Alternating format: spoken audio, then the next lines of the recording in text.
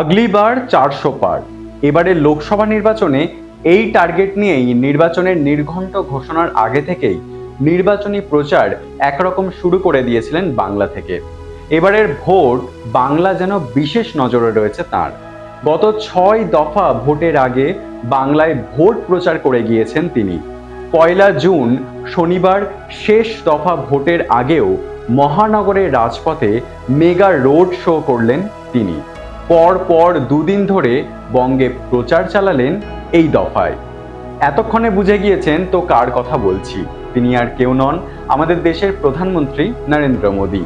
প্রায় 2 মাস ধরে লাগাতার বাংলা সহ বিভিন্ন রাজ্যে ভোটের প্রচার চালিয়ে এবার ধ্যানে বসতে চলেছেন।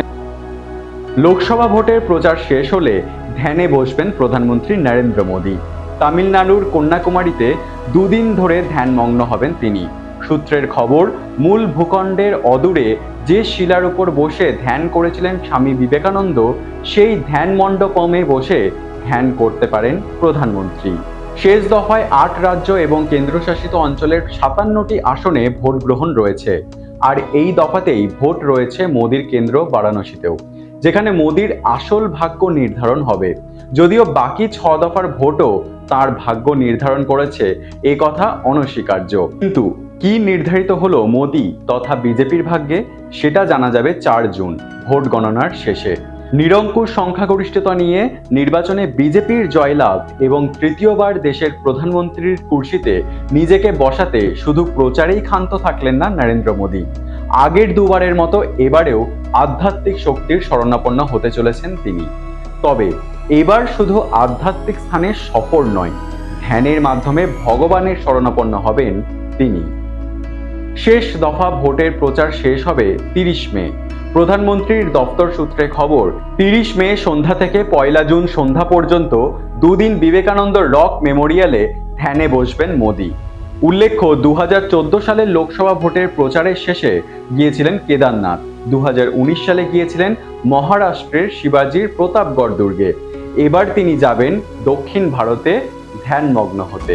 সারা দেশ ঘুরে তামিলনাড়ুর কন্যাকুমারীতে এসেছিলেন বিবেকানন্দ। মূল ভূখণ্ড থেকে 500 মিটার দূরে একটি শিলায় বসে 3 দিন ধ্যান করেছিলেন তিনি। সেখানেই বঙ্গোপসাগর, ভারত মহাসাগর, আরব সাগরের মিলন হয়েছে।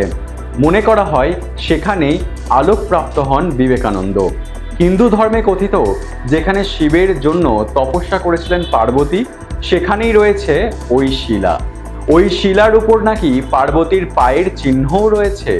সেই শিলা ধ্যান মণ্ডপমে ধ্যানে বসতে চলেছেন নরেন্দ্র মোদী। এই তথ্য আপনার কেমন লাগলো কমেন্ট করে জানান, আর সকলের সঙ্গে এই তথ্য শেয়ারও করুন। এবং নিউজ AI 24x7-কে সাবস্ক্রাইব আর ফলো করতে ভুলবেন না। এবং নিউজ AI 24x7.com-এ খবর পড়ুন এবং নিজেকে আপডেট রাখুন।